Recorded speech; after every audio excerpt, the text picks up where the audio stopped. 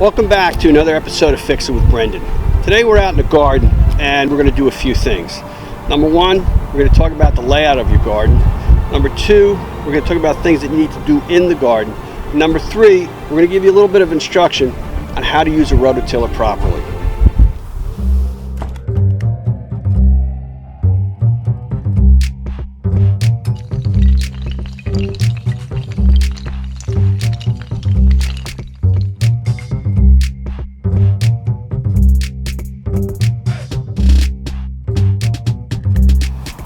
The first thing I'd like to do today is talk about the layout of your garden.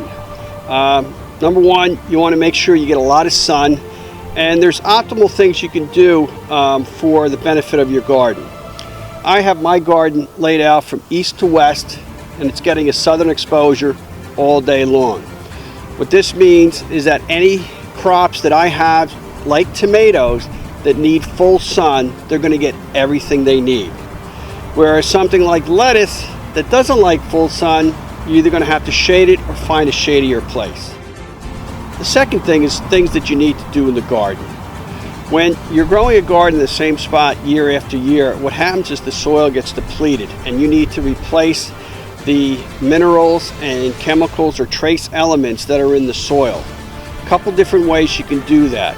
I don't like to use chemical fertilizers, so what I use is I have compost from my compost heaps, which is the best because that's a loamy soil that's made up from all the scraps that I get from the yard and from my kitchen, with the exception of meat and bones. They are no go.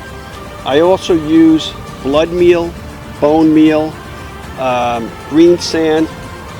This year I'm trying a composted chicken manure along with my blood meal. Third thing is the rototiller.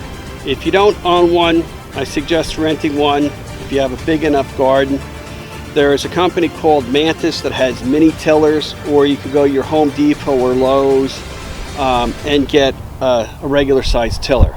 Now, a tiller can be a beast if you don't know how to use it properly.